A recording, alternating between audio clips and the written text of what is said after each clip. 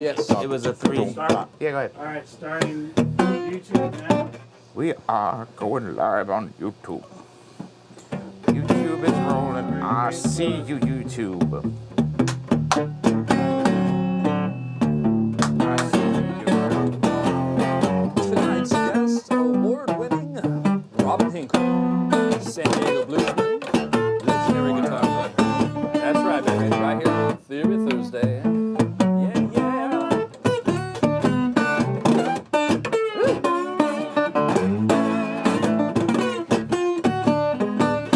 Tonight's guest, Mr. Robin Henkel.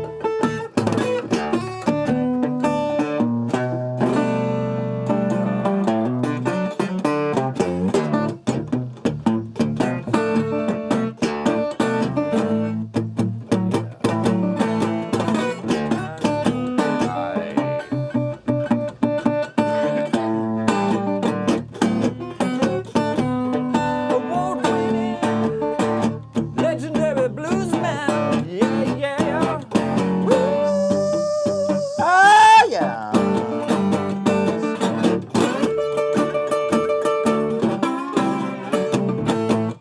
If he ain't your Huckleberry, baby, well then who will? All right, I got one for you. You can read her letter.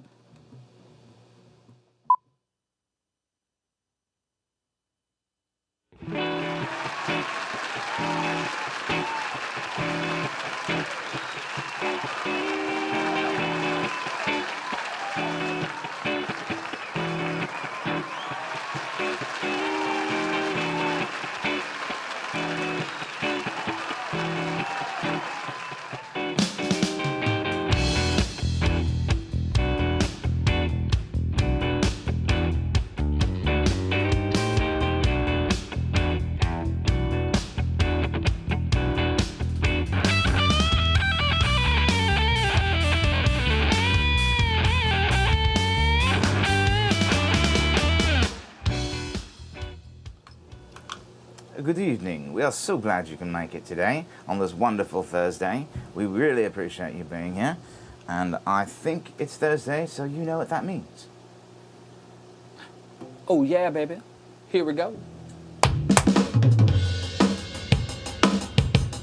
Is that it? Oh, that's the shuffle.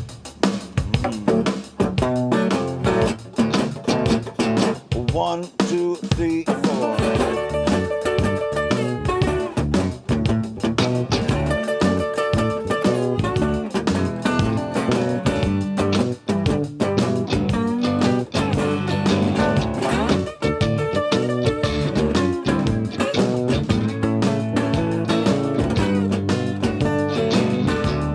All right, watch me now. I just talked to my baby on the telephone. She said, boy, you better stop that rambling and come on home. I can't hold out. I can't hold out too long. I get a real good feeling talking to you on the phone. Baby, don't you worry, you're my heart's desire. You know I love you, baby, I just can't stand to see you cry. I can't hold out. I can't hold out too long. I get a real good feeling talking to you on the phone. Keep it going now. I just talking to my baby. I just talking to my baby. I just talking to my baby. I just talking to my baby. I get a real good feeling talking to you on the phone. Give it to me now.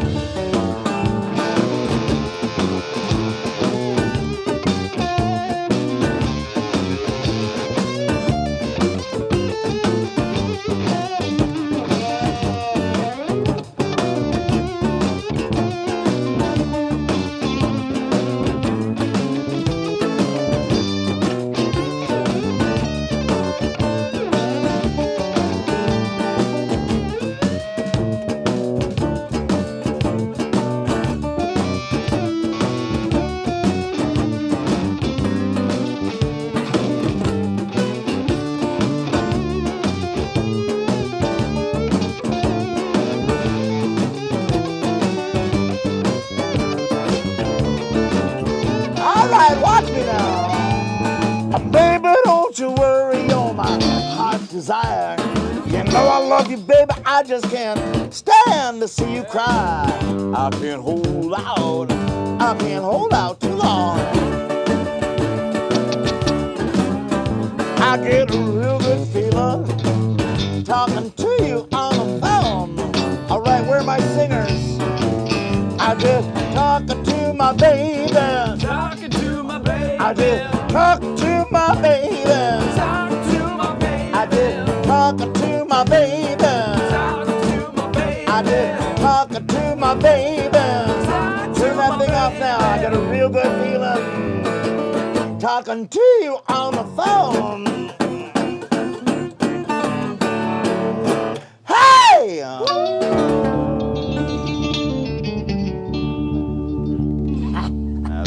Yeah. Nice. Good to see you again, buddy. Good to see Yes, you, sir. Robin. All right. Welcome to the show, everybody. I'm MikeRuggirello, your host of Theory Thursday. Welcome to the Blues Hour. Yes, that is right. Jason Thomas is my co-host. Jason, what is going on, man? Well, you know, there's a lot going on. We got Robin here, so it's a great show tonight. That is right. Also, would like to thank everybody out there for watching us. We really appreciate all the love you've given us over the past year or so we've been doing this. Would like to thank our sponsors, Singer Sound Beat Buddy, Iconic Guitars, Mad Hatter Guitar Products, Guitar Tune-Up San Diego, and Kurt Mangan Strings. Also would like to let everybody know that we have merch for you on our website, www.theorythursday.com. Check that out. And also sign up to be one of our Patreons. We really appreciate that. Also, our YouTube channel, please like, share, and subscribe. But the news is, right, we have Well, we are an authorized dealer dealer for Iconic guitars. Yeah. Yes. Dave, can you please show our audience on this side camera right here that this is some of our new graphics. We're more NASCAR footage. I guess right there's the hood of the NASCAR, ladies and gentlemen. Meaning that Theory Thursday is responsible for so many products now, and you can go to our website, just like Jason said, theorythursday.com, and bring in the goods. There's lots to choose from now, baby. But bring it back to the evening. Yeah, man. I bring you I'm so excited I can't even think and talk right now, but we bring you the authentic Mr. Bluesman, award-winning Best Blues Album of the Year. Yeah, man. Mr. Robin Henkel. Thank you, sir. Yeah. Pleasure. Man, it's our pleasure. It is really our pleasure hearing you hang out here playing the blues, simplifying it, and just saying bang out the 1 minor 3 4 and go. We're your huckleberries, huh? We're definitely something. That's for darn sure. Is it dingleberries? We're your Wait a minute. I'm the dingleberry. But very exciting. Robin's back, the sophomore episode. We're here hanging out. We got some vintage National guitars. We got some new rock and roll iconic guitars. This guitar's for sale. Like I said in the post earlier, I'll be playing stuff like this, tellies. Everything is going to be a little bit different from now on. And this is for you to be curious about anything and everything. Right, Robin? Yeah. I'm curious about the blues. Let's talk about, dude, you won that award.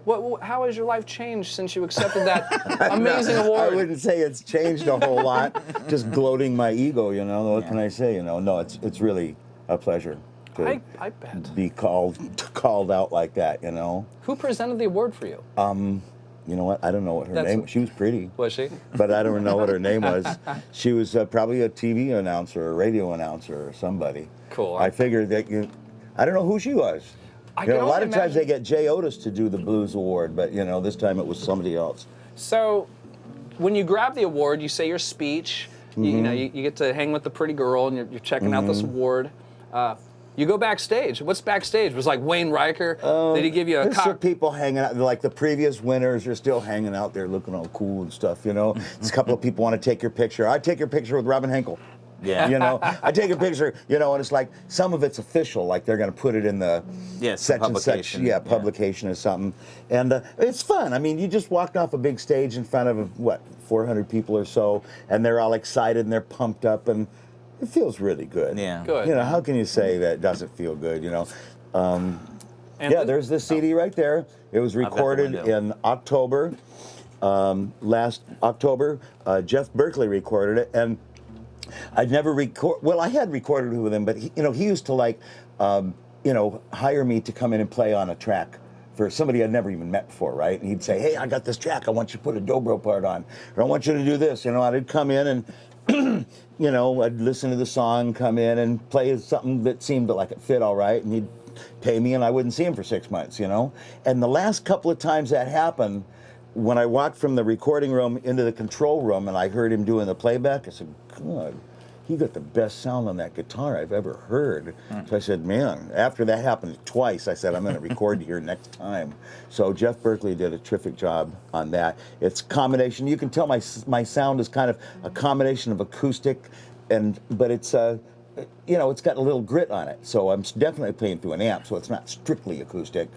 But he'll mic the guitar acoustically and get its flavor this way. I see. And he'll mic the amp and he'll blend them and try different mics and get it just. Do you like listening in that when he's showing you the blend? Do you like being in the room and helping him? No. You like him do his work? He kind of does it, and by the time I step into the room, I listen to it and I go, "That's perfect." And if I want something, I might ask for it, but no, it's He kind of understands my sensibility of, how it would be, How cool. how I would like it, Yeah, good. So I'm not totally I plug straight into my amp. I don't use any reverb, delay, pedals of any kind.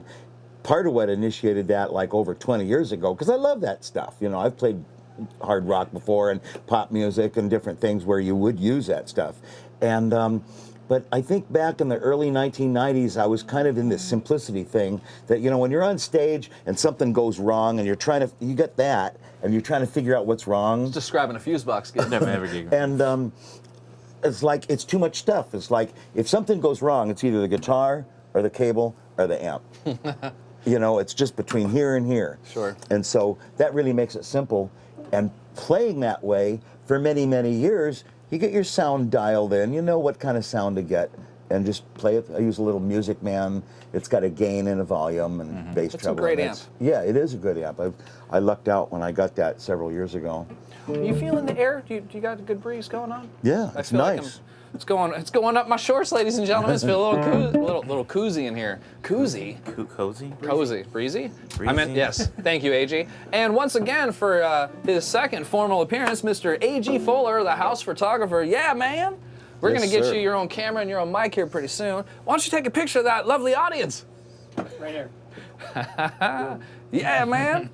So, back about us for a second. Okay. It's the show's grown quite a bit, and if you had some questions, you're like, wow, they're selling guitars now. They got a photographer. Some Beat You know, Buddies. we sell Beat Buddies now. You put in your own code, Theory10. Theory10 for Get the your Beat Buddy discount, code. everybody. We're selling strings now. We got our own brand of strings. Really? Kevin Proctor, baby.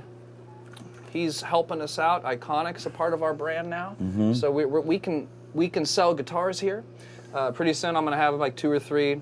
This is a San Diego company. Basically, the spec of this is giving you a custom shop feel. That's the standard.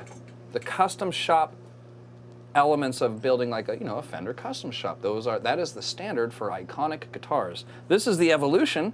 Pretty, this is a little fancier than what I'm used to, but I'm just displaying stuff, man. This is a great guitar. I'm calling this the Sir Killer.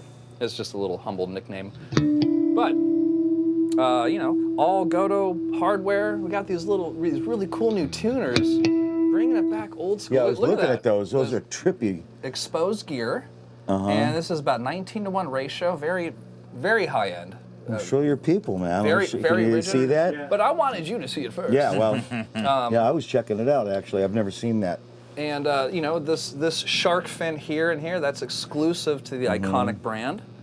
Great sounding guitar. I mean, 5-way position here with a little. Here we go. Very dramatic differences there. Here's the middle position.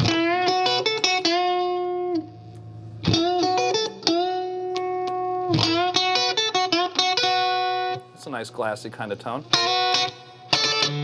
And then, of course, your humbucker. So anyhow, that's a little bit that's some information about this guitar. We're going to be doing that from now on.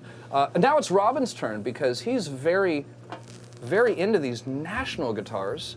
And you have 2 vintage ones, and I believe you got a third one. They're all what you would call vintage, older than me. They're all, wow. Now, I like to bring these guitars so there'll be something older than me at my gigs. Man, that's cool. Yeah, this one's a 1937.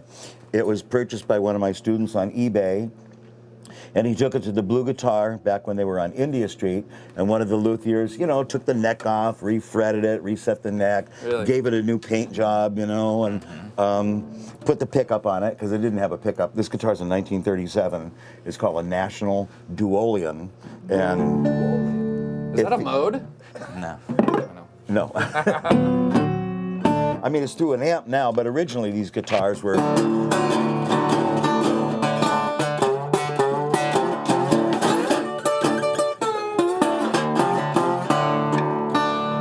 It sounds really good with the pickup too. Man, that sounds, when you play like that, that sounds like a seance. You're summoning. This is a Barkish Berry pickup, and I get that little amp is helping a lot. Yeah.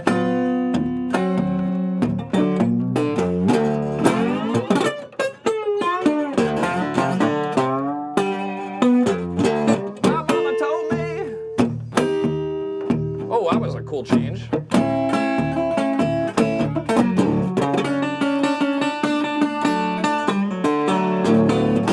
I got to keep moving, keep moving. Blues is falling down like hell.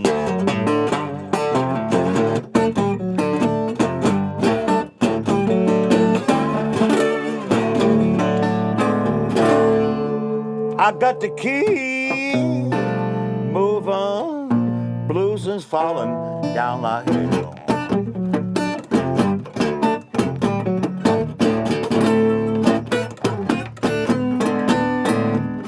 And the day keeps reminding me of there's a hellhound on my trail.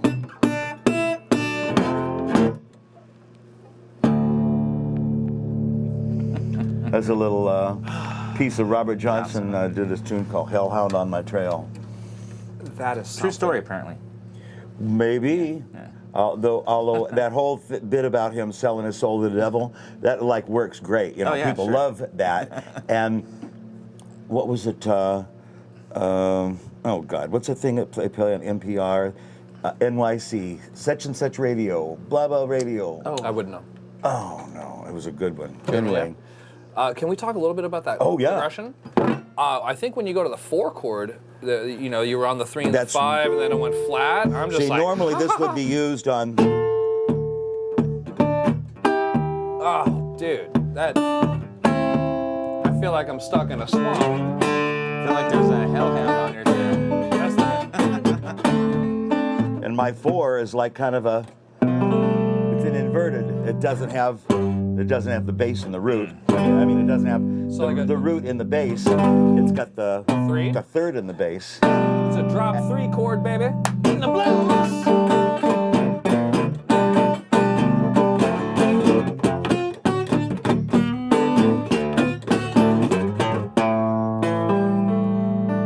There's my 5. Now, if you guys, some of you guys are checking this out, this is tuned like an E chord, but it's down a whole step to D. So it's D, A, D, F sharp, A, D. So it's just like if you were in regular guitar tuning, if you could play an E chord like a bar chord, but do it a whole step down. Yeah. That's the yeah. way this is. It's this. Well, I already. But yeah, but it's not the shape of it. Yeah. Yeah, it's not the shape of a D. It's this open. Well, there's no Yeah. third, but that's what you get to hear going like that. Yeah. Man, that's and cool. So one thing about that playing, and you know, I play with the finger picks, which is more the kind of what banjo players do. But it works great on guitar, especially the primitive blues style that I like to do. Yeah. It's funny too, after doing this for over 50 years, when I was a little kid, the first strum that I learned was to go and then strum and then hit the other bass note. And do hang down your head, Tom Dooley, but in regular guitar, right? What I do all these years later is almost the same thing. I'm just going, but now instead of strumming, I'm clawing. I'm pinching these. So it's bum, pinch, pinch. And I tell my students, they say, I want to learn how to do what you do. I said, well, just sit and watch a football game and just do this for 3 hours. You know? Because you got to get that so good. That thumb's on double duty, man. Because then, once you master that, to throw in a little syncopation.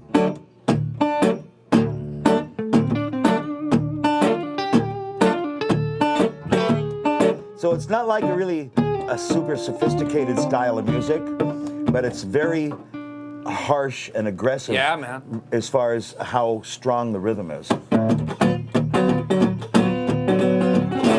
And if you don't, as long as you don't completely blow it, this tuning is very forgiving because you can almost hit the wrong note and it's going to be okay.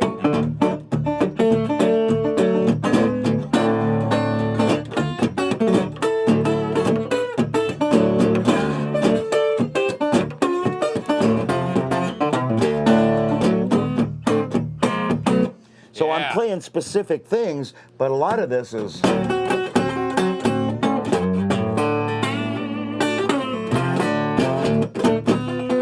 It's more about aggressive, hard edge playing than it is about playing everything pristine and perfect, you know? And I think the thing that helped me the most, really, was about 20 years ago, a fellow blues guitar player, Eric Lieberman, gave me a video cassette that was all like blues musicians, but not city blues. It was all farmer blues. It was like farmer blues. It was rural blues. It was what they call country blues or Mississippi blues or Mississippi Delta. And when we say country, we don't mean country like in country western. We mean the blues that was not in the cities. I see. Rural blues. And that blues was more characterized by one guy playing. See, in Chicago and St. Louis and Kansas City in the 1930s and stuff, the blues was like played more by bands. Listen up. Was played more by bands, so you had the bass and the guitar, and in the 50s when the rock guitar came back in, and the guys just started playing through amps and playing, you know, electric guitars and stuff. You know, Chicago blues with a whole band, and that's part of what inspired guys like Jimmy Page and Eric Clapton to do what they did. I heard stories they used to come over here and check out guys like Buddy Guy. Yeah? I think Jimi Hendrix checked out Buddy Guy too, because if you watch the old Buddy Guy and you check out Jimmy, he's got some of the same moves, the way he'd throw his head back, and there's a lot of similarity there. And it makes sense that Jimmy might have seen Buddy Guy when he was a little kid, and probably Freddie King also. But anyway, so that's the city blues, but in the Mississippi Delta, it was more characterized by one guy playing. It was a stereotype, but the porch, you know, he's out guy, one guy playing. And if you think if you imagine it's like 100 degrees day after day, they didn't have to play a specific structure because they weren't playing in bands, you know? So he could kind of...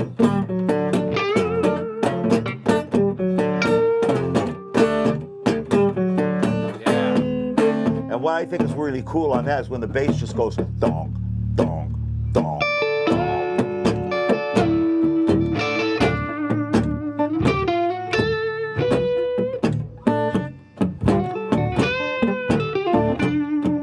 Well, my mama told my father just before I was born. She said, you got a boy child coming, bound to be a son of a gun. Yeah, stay on that one, that's it.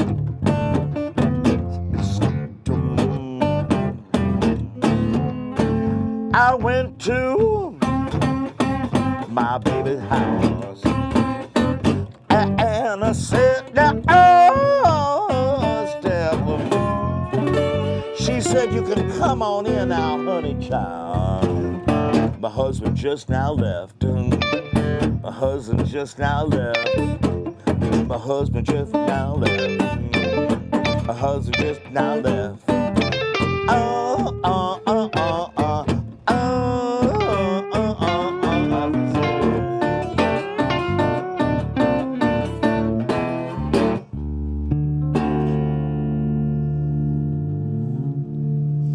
It's kind of a little muddy waters kind of a thing. But I think when Jimi Hendrix did tunes like Voodoo Child, I mean that's what he was drawing from. Yeah, for sure. It's cool that you said that. You know, if you don't mind, let's show our audience a little bit of this Hendrix. I'll throw on that Jimi Hendrix Voodoo Child. I got a question for Robin though, from one of our listeners. Actually, it's actually Eli. Eli from Boogie. Hey, Eli. Ask Robin about playing the 27 Club show in Nevada last week. Oh.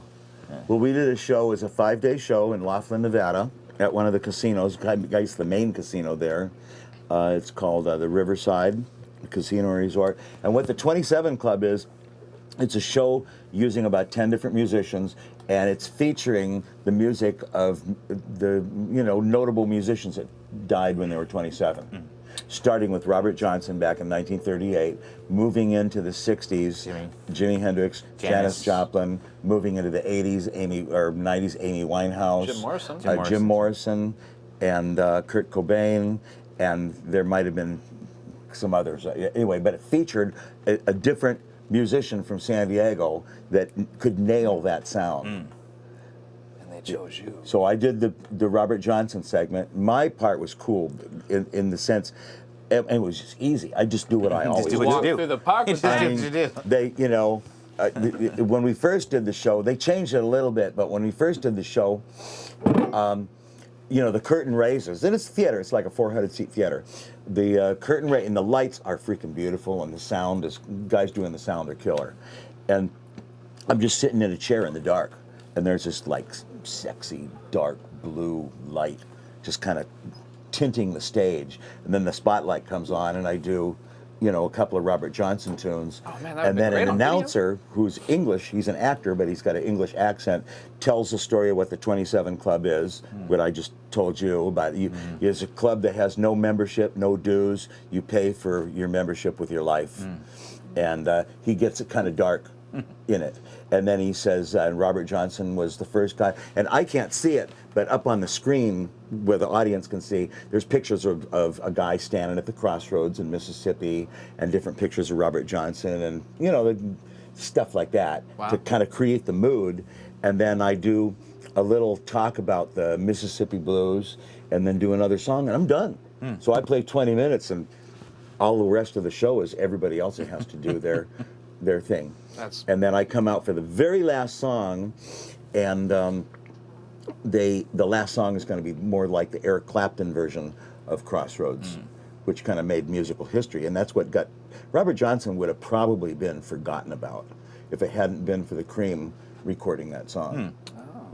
Because he never got to be big or famous or anything like that, And it's like when Cream did Crossroads Blues, whatever that was, 66, 67, 68, somewhere around there. That created the interest? Well, people go, who the hell's Robert Johnson? I see. Who wrote that song? And I think the British clique of musicians, Led Zeppelin, Rolling Stones, Cream, they all knew who Robert Johnson was because they were listening to his records. They were hip to that, and a few people in America were also. But anyway, the last piece is kind of cool too because I started out Crossroads Blues, kind of old-fashioned traditional, and then Laura Chavez, who kicked butt on the guitar, comes in and she starts the Cream version. Oh, man. And so it's really popular. And then, Whitney Shea, Casey Hensley, Jody Bagley, and everybody that was one of the singer, Veronica May, all the people that were singers on the show, sing a verse and trade off. And then we end the show and we bow and go home, go back to the green room and eat the craft kitchen service food tray they gave us. Get the craft service going. It was hard to not overeat on that gig because they gave us 2 buffet tickets per day. And it's hard to not overeat when there's a buffet. Yeah. You got to do it. What's overeating? What's overeating? Well, I have strange issues eating when the day of a performance, and not that. Yeah, I just don't eat. I like drink water and No, I hear that. Shoving arugula down my throat. It was good, by the way. Thank you. You're welcome. Yeah, absolutely. But that's the 27 Club. And I think that's the 3rd or 4th time we've done that show. I think we did it once or twice at the Belly Up, people love the show. They're enamored by the whole thing because nobody plays longer than 15 or 20 minutes. Yeah. And they go to the next performer. They go to the next, and it's set up in a living room. Like it's supposed to be taking place in a living room in Greenwich Village in 1968 or 1969, the day before Woodstock. And that's setting up why all of those people are supposed to be there. Now, of course, Kurt Cobain was not at Woodstock. Amy Winehouse was not at Woodstock. So when but the guy that runs into the room and tells his girlfriend, "Oh my God, you'll never believe it. I was at the Cafe Go-Go and I just met all these famous musicians and they're coming over." And the girl's going, "I don't know. And he goes, it's true. And next thing, bap, bap, bap, bap on the door, and everybody walks in. That's cool. And I mean, we don't have somebody that looks like Jimi Hendrix. We don't have somebody but actually, Whitney Shea put on the Amy Winehouse thing really, really well. Good for her. She got a wig that looks kind of like my hair. like your wig. No, like your hair. I But paid a lot for this wig. yeah, you can get an Amy Winehouse wig for $10 on eBay. Is that right? Yeah, and she got one, and it looks terrific. I got ripped off. Yeah, and and actually, speaking of that, one of the lines in the show, they write the story. So the fellow that plays Jimi Hendrix, you might want to get him on your show. His name is Anthony Cullens. He's called the Fallbrook Kid. Yeah, we've had him on. You may we've had him. Yeah. He's He's in school right now. he's in school right now. It's the summer and, we got him. Yeah, he's Yeah. He's 10. It doesn't surprise me coming that in you in would have June. had him. Yeah, he's a friend of ours. Okay, good. We hung out with him at NAMM this year too. He knows how to burn it down. Yeah, he does. Yeah. Yeah. So anyway, that was really a lot of fun. That was a great. So he was there for the 27? Yeah. He did the Jimi Hendrix segment. Wow. Dude. Wow, that would rad. have been killer. Yeah. Yeah, I saw that on I met face, the book face. the book face. Yeah. The book I wanted face. to say hello to Whitney Shea in case she's watching. I had the luxury of meeting her and her significant other about a week ago. We went to the am I blowing it again? Probably. It's my grandfather's bar, The Office. Yeah. Okay. Yeah, so we were at The Office and we watched one of those awesome commemorative gigs there. And we met outside. I mean, I walked up to her. You know what I said to her? I got a lot of nerve, man. I'm like, "Aren't you Robin Henkel's singer?" So I meant that from a place of love. But I had probably where you says, "Hey, don't you sing with Robin Henkel?" I should have said, "Isn't Robin Henkel your guitar player?" That's what I meant to say to you. Depending on who you walk up to, that's usually- you gauge it. Well, with a little more tact. I thought, I'm sure. yeah, well, yeah, there was that shoulder angel thing happening. Going, "You're the host of Theory There's Thursday. probably Say what you some want." beer going in there too. A little what? Little hot, drink beer this way. A little drunkenness. Oh, I don't. Yeah. Yeah. Yeah, Well, but I don't know if drinking you've heard her Coca-Cola that before, evening. but she's a great singer. She has this warm, Hey. very soothing voice. Never shrill, never screaming, right? She has her own thing happening that's really, you hear it and you kind of go, okay. And it just pulls you right in, I bet, man. I bet. The way that you're chomping at the bit, rolling through your arpeggios, man. I'm sure there's a very distinct flavor in her voice that complements that. Oh, yeah. I mean, Yeah.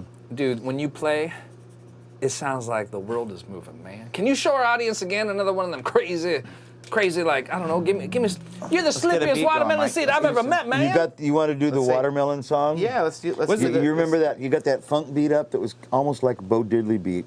Well, that's the thing, man. Jason, what do you got written down there? We got swing 5 and blues 6 on our wonderful beat buddy here, ladies and gentlemen, Mr. Jeff Bonham.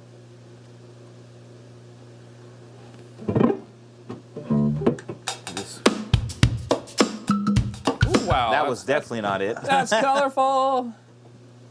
Drums with percussion. Swing 5 or blues 6. So let me take us to this really cool area of Swing 5.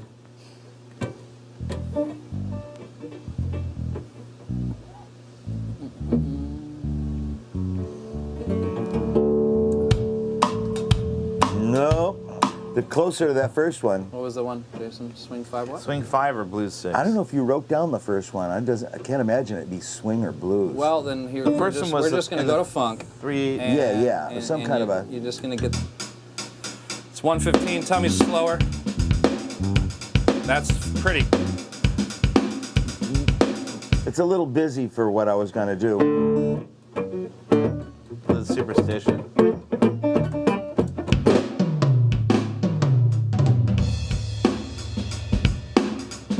Let's just go with that. That's Funk 7.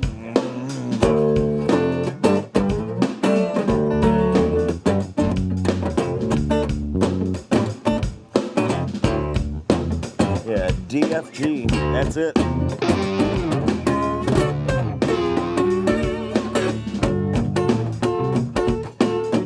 Yeah, no changes. Same thing. Sometimes I'm walking down the road, I get all messed up and I forget where I'm going. Yeah. This ain't nothing like anything I'd ever known. And I see her, my trash starts overflowing. She's slippery. Oh, like a watermelon seed. Ow, she's slippery. She got everything I need.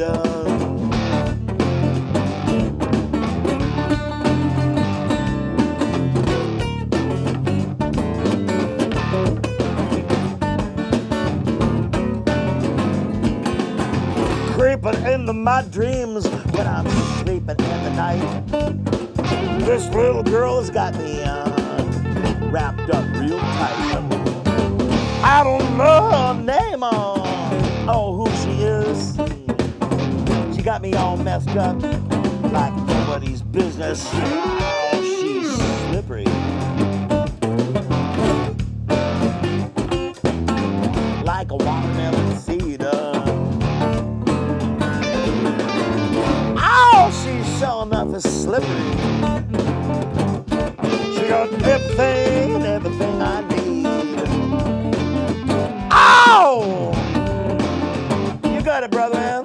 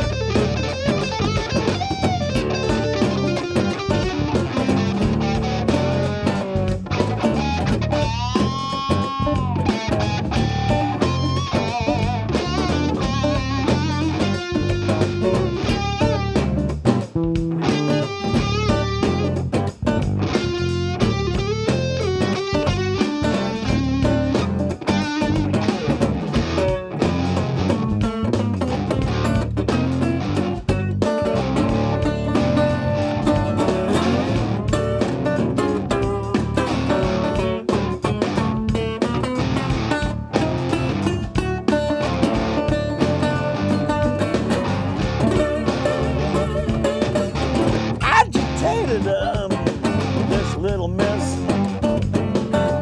That's when my love was beginning to hiss. I don't know her name or who she is. She got me all messed up like nobody's business. Oh, she's slippery. Like a watermelon seed. She's showing up slippery. She got everything I need.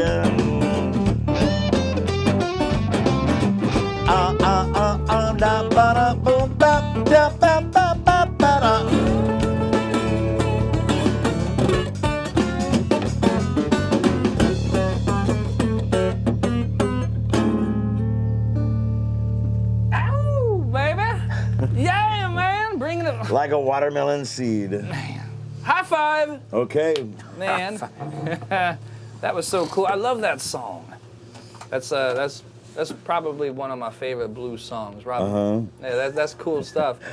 I think there's a story behind the watermelon seed. Would you like to share that? Is that too long of a story? Well, let's just say it's too long. It's a. So if you guys have some, if you guys want to know what that song's about, feel free to PM me or PM Robin Henkel.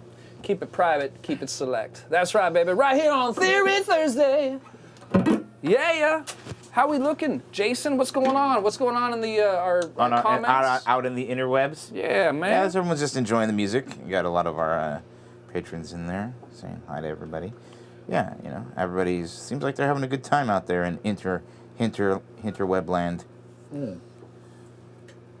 So Jason and I, Jason, get that camera. we released a single from our band Fusebox, more of a rock, alternative 90s sort of sound.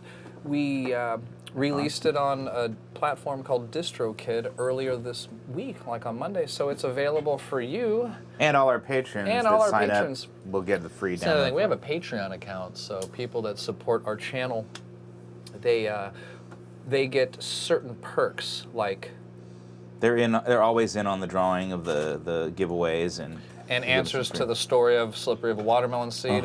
They get our single for free. Anytime that we give away a product and we announce, we basically have we pose a question and then the right answers in the comments. Our patrons are lumped into that. They don't have to participate in the comments. Patreon patrons. So, for as little as $1, they can support this incredible. There you go. We're a platform too, man. I think everyone already knows that, but yeah, we're growing. We're turning into a fungus. You're back. We're talking about you. We want to sell your records. That's what I'm saying, man. We're a storefront. This is a crazy megaphone. That album right there. That album right there won Best Blues Record here in San Diego, California. Hell, man, it's probably the best blues record in the nation, baby. Pick one up. And where can we find it? It's mostly, well, you can find it you can buy one from me at my gigs. That's not being sold as physical product over the internet, but it's available as a download from iTunes, CD Baby, wherever you can go to get, downloads. Cool. And it's funny when you get it, you probably get these too. When I get a royalty statement, like they send me money every time my account gets up to $50, right? And the royalty statement is usually something like, this is the real music business now, like 2 CDs sold for $9 each, and then about 100 Spotify listens for a fraction of a penny each.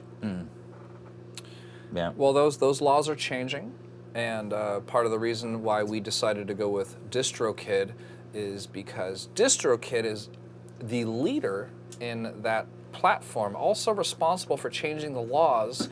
And for all of you wondering what I'm talking about, you have a few different ways to release your music. There is CD Baby, and there's TuneCore, and there's DistroKid.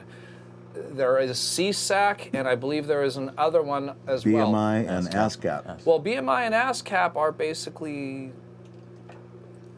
They're the same. What are you thinking? They in a sense give you a social security number for your songs and your identity. It's a strange thing. I don't know. I don't think I can support or represent maybe what BMI isn't a platform to sell music. No. These That's just the right- platforms. They collect money in the favor. Yes. On the They're almost like our attorneys. Yeah. You could think of it that way. That's like our representation to that social security number. Anyhow, the DistroKid policy made a little bit more sense to me because when you write music and record music, one has a few decisions to make, and that's ultimately what we're talking about right now. And I think it's fair to say that maybe the distribution of your album is through CD Baby, correct? Yes. Okay. Well, it's through CD.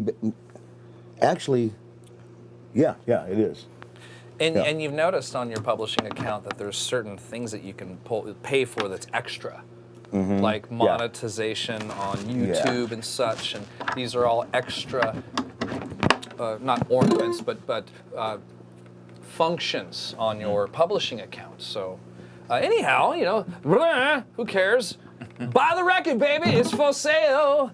Yeah. What's next? Well, I got an acoustic thing that I'd like to do by myself. That's all right. You bet, It's called Bongo Man Camping Adventure. And when I recorded this song one time with Nathan James, Sorry, I Robin. said, this song needs a... He says, what's the name of this song? Because he will sort of write something down on the computer, right? And I go, well, it doesn't really have a title. I go, it's kind of embarrassing. Bongo Man Camping Adventure. And he goes, you don't have a title? He thought it was cool.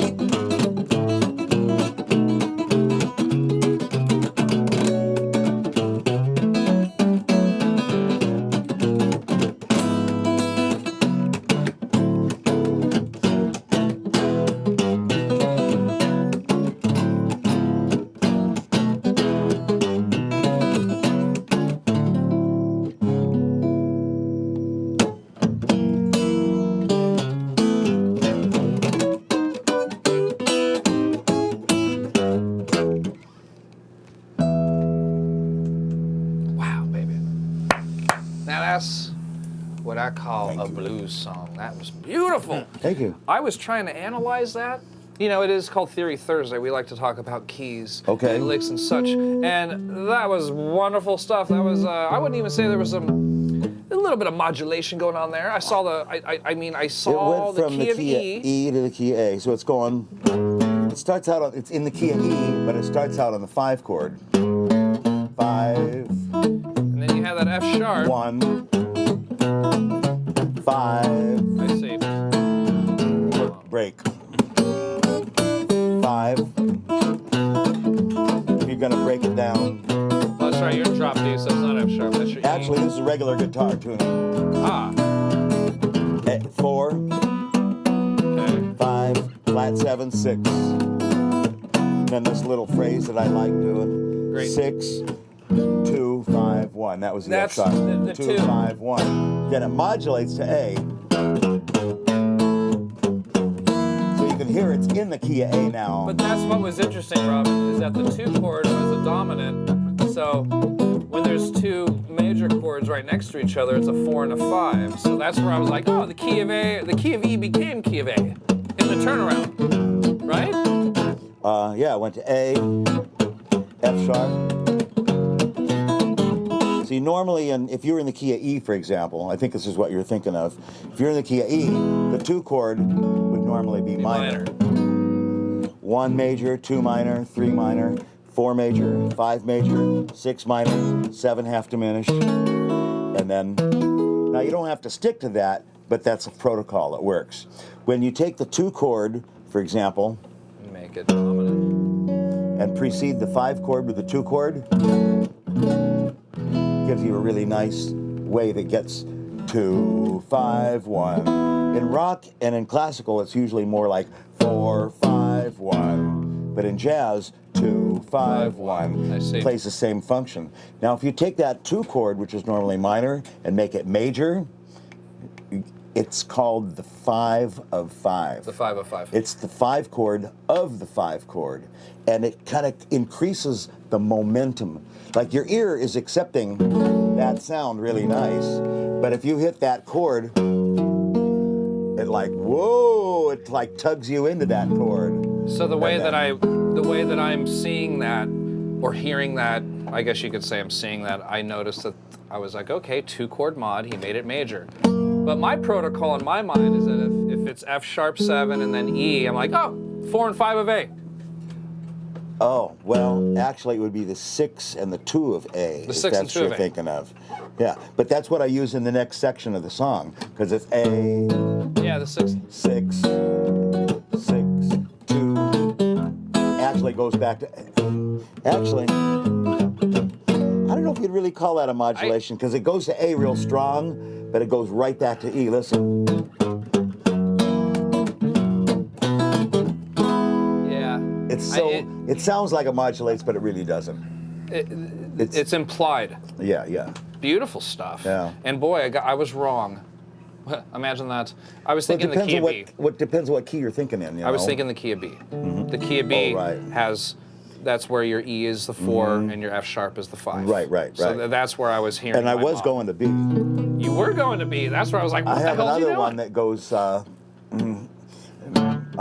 see, modulates 3 times in the same song. It modulates, well, let's just see what happens.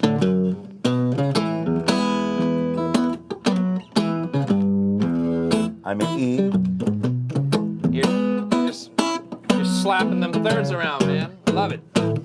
5, 6, 5 minor. 5 minor. 4, flat 3, leading into 2. 5. Man, that's something.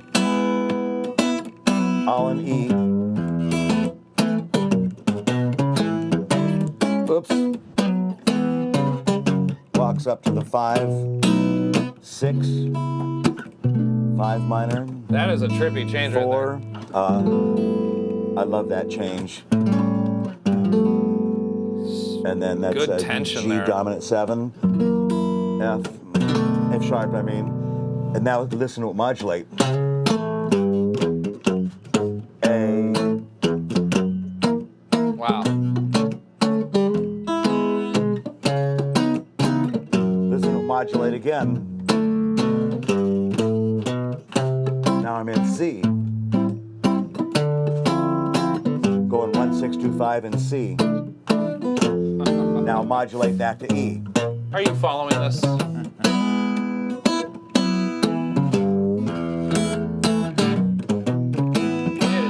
You're almost like classicalizing the blues playing. It's kind of gnarly. And I don't know if I would really call that blues. It's just, I mean, I'm blues inspired. But the chord progression is something else. So it modulates to E to A, which is not uncommon, but then A to C. Minor. Yeah, that's. And then back to E. Trippy, huh? That song originated, not the chord progression, but there's a fine, well, when I say young, he's probably 35, a blues player lives in Oceanside. He tours Europe and all over, Nathan James. And he had a partner that for a while named Ben.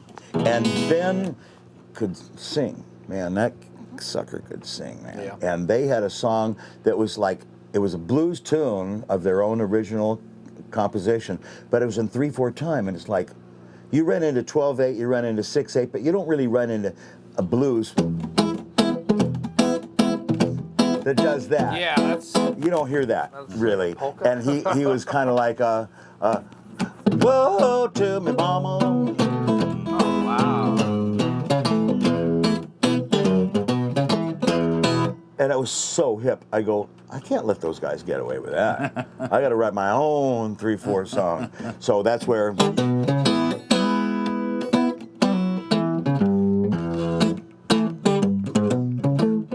2, 3, 1, 2, 3, 1, 2, 3, 1, 2, 3, 1, 2, 3. Not gonna work.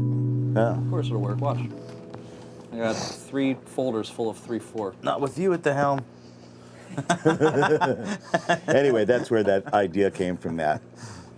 Well, that's pretty cool, for sure. And, Give me that again, Robin. Oh, it needs to be about boom, chink, chink, kaboom, chink, chink.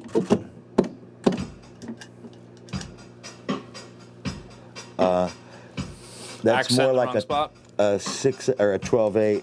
If you speed that up, actually, so you'd have to slow it down a lot. So that the don't that could work.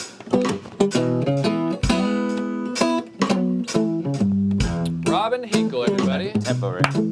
Award-winning bluesman.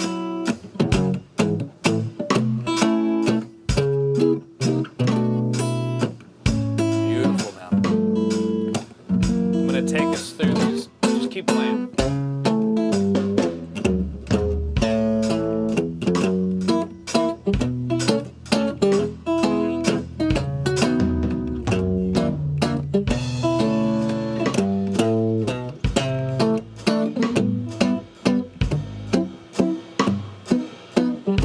It's different, huh?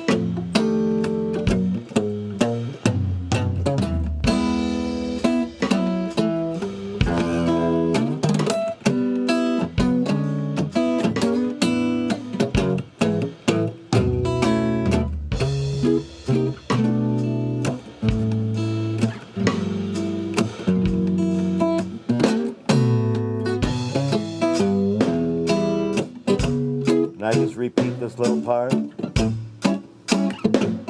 going to repeat it one more and then I'm going to end it. Okay. So hang on yet. Not yet.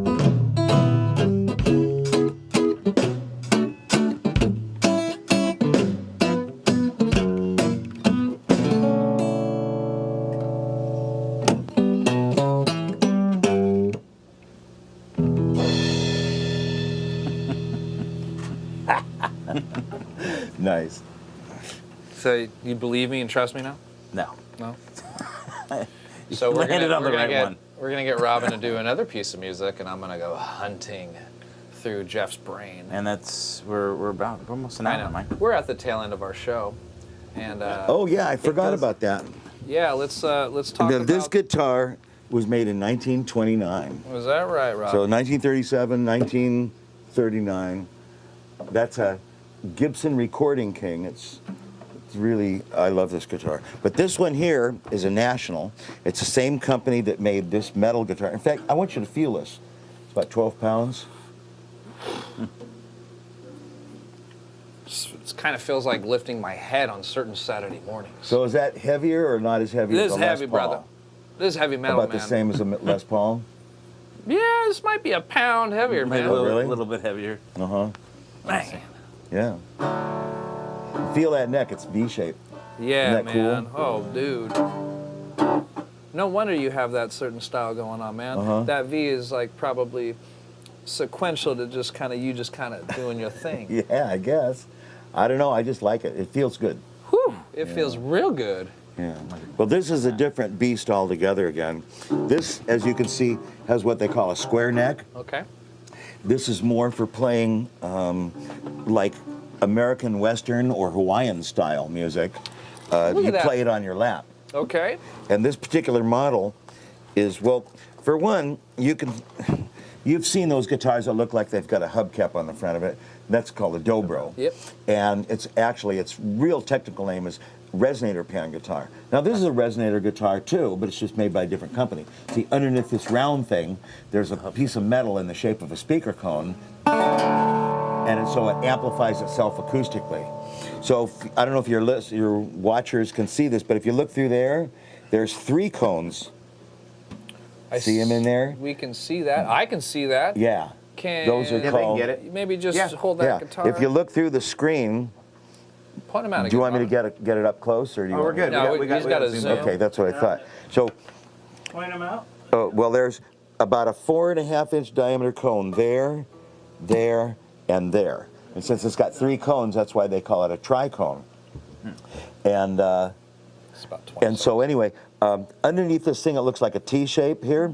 There's like your bridge, but you can see that it's like a T-shaped bridge. It transfers the string energy to the tip of each cone. Yeah.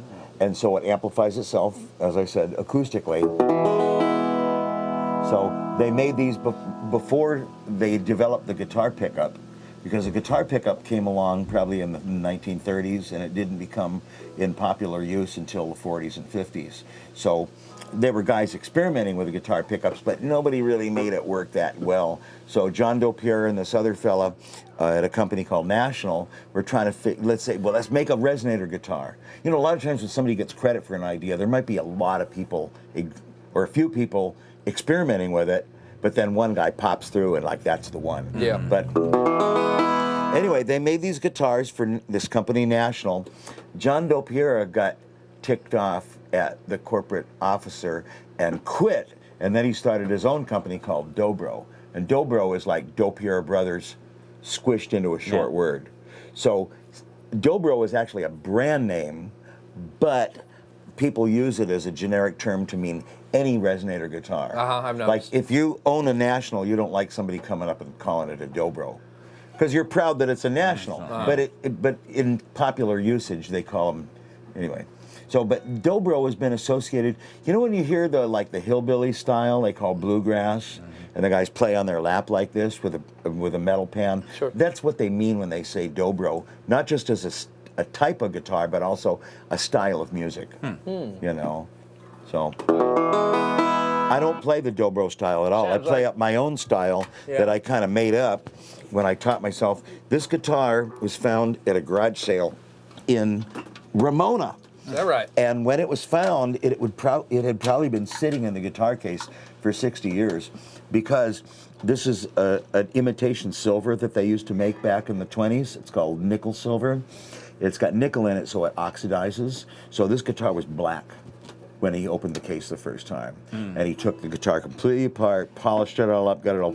See how it looks like inside there? See, that's kind of dark gray. That's probably what the whole guitar looked like back when he got it. But anyway, this is tuned to like an E chord, same as this, but a step higher. All right.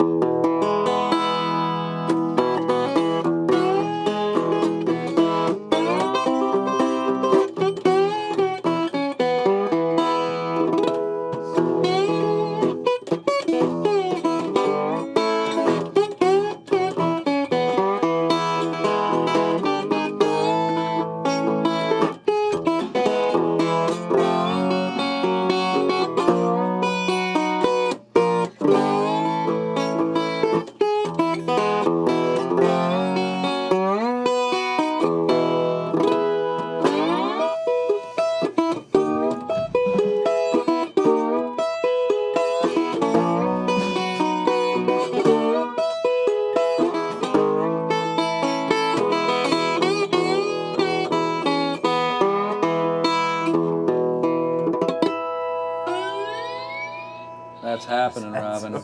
Real happening, man. Thank you. That sounded random. Especially that last climb was awesome. Was that I was trying to get a country beat going, but was that more along the lines of the country? Most people would associate that song with country. It was done by Leon McCulloch, who played with steel guitar with Bob Wills and the Texas Playboys.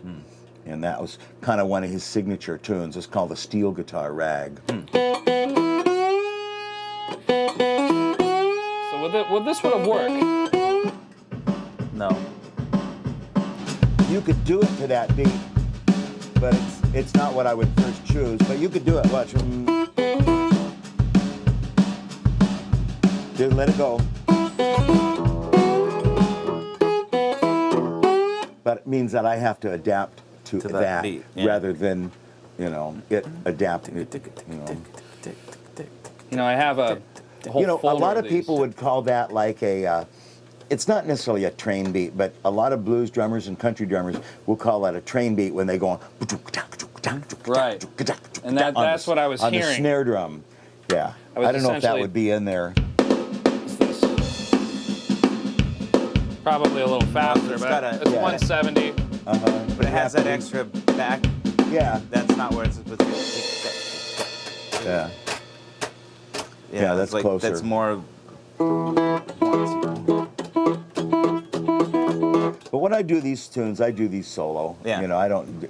I mean, you could do. I mean, when they recorded this song, they did it with drums. Yeah. In fact, back in those days, are we running out of time? No. Oh, okay. When Bob Wills Texas Playboys were, doing songs like that, and they were going to appear on the Grand Ole Opry. Back then, the whole mode of Grand Ole Opry was no drums were allowed.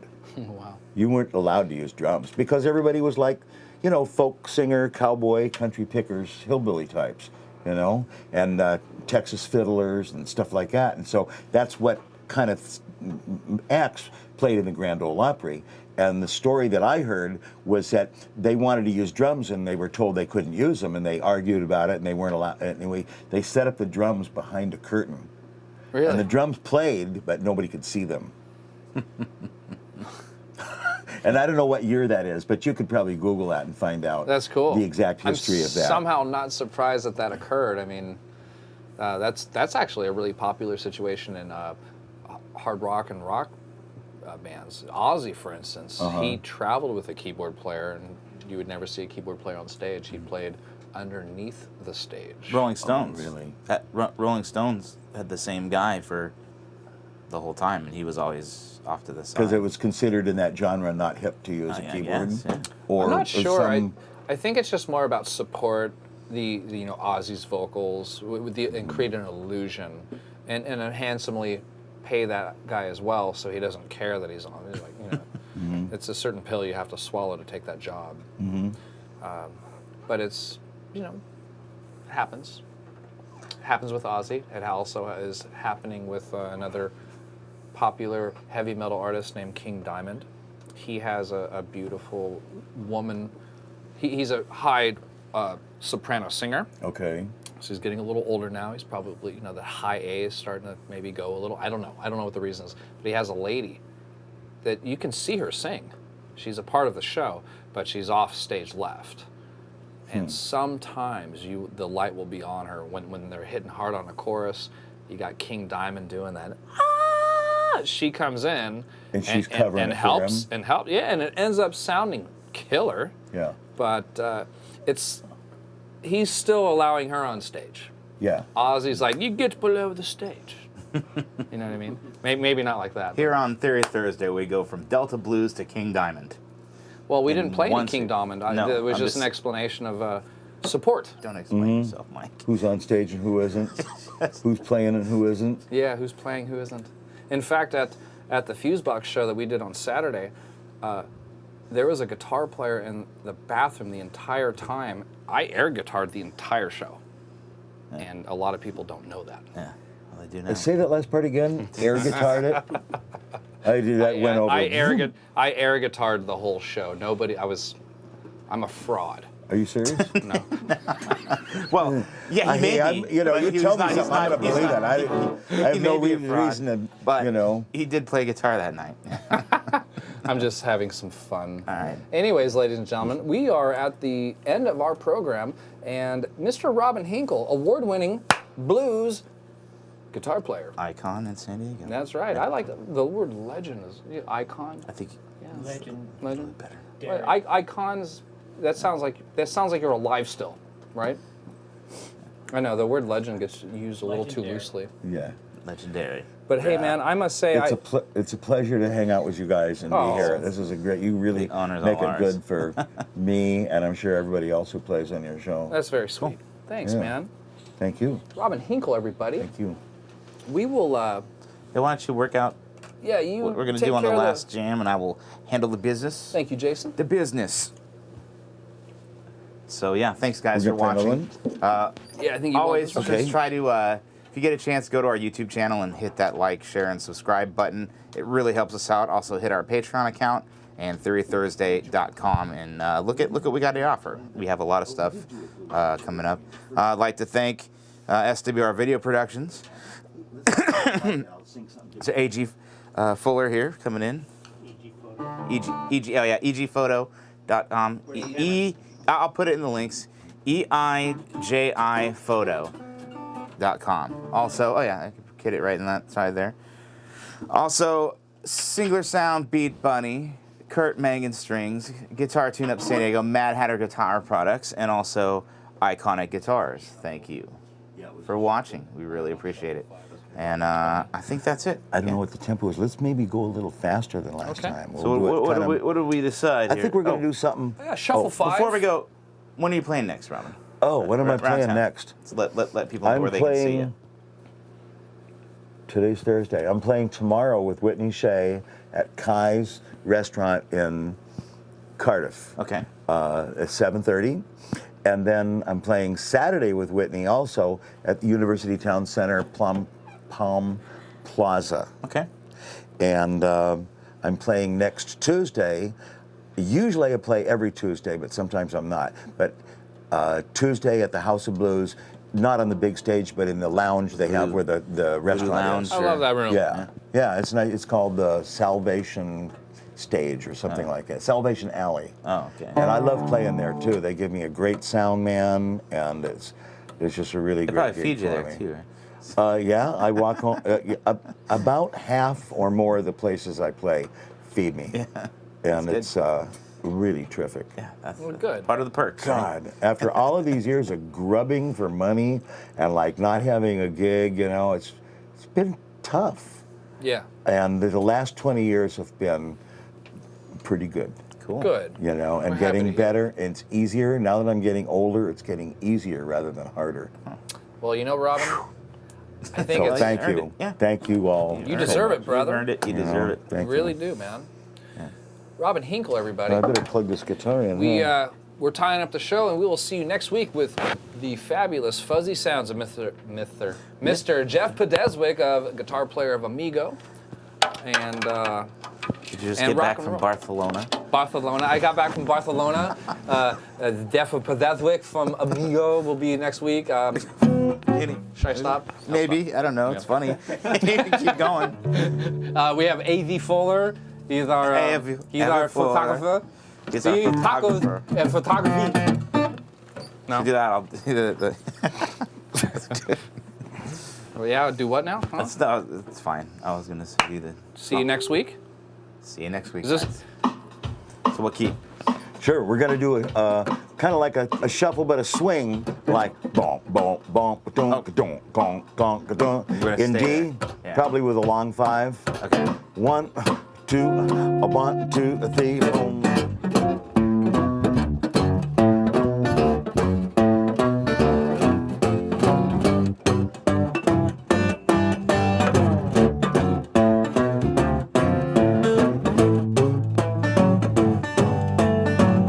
Yeah. Get on out of that bed and wash your face and hands. Get on out of that bed and wash your face and hands. Get on into that kitchen and start making noise, pots and pans. You're wearing them dresses like the sun keep on shining through. You're wearing them dresses like the sun keep on shining through. I don't believe my eye, that mess all belong to you.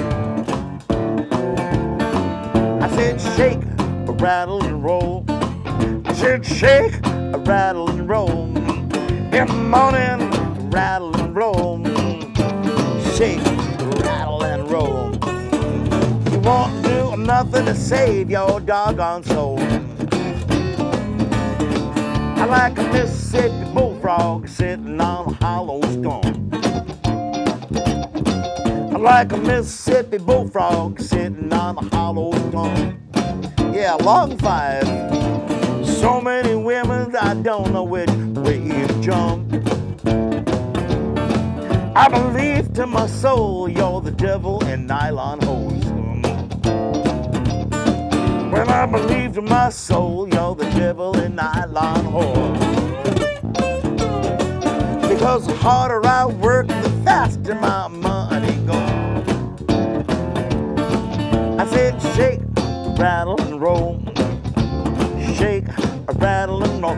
In the morning, shake, rattle and roll. Shake, rattle and roll. I said you won't do nothing to save your doggone soul. Let's trade them now.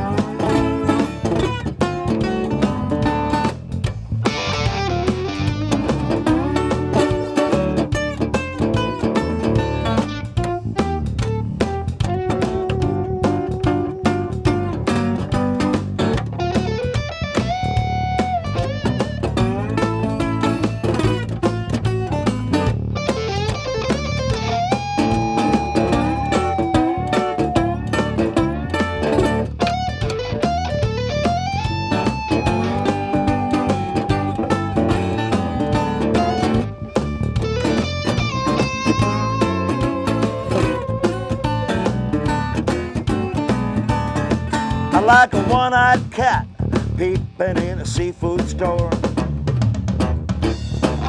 Like a one-eyed cat peeping in a seafood store. I can look at you, baby, I know you don't love me, no. Let's give a little break right here. And I said shake, rattle and roll. Shake, rattle and roll. I said shake, rattle and roll in the morning. Shake, rattle and roll. I said you won't do nothing, save your doggone soul.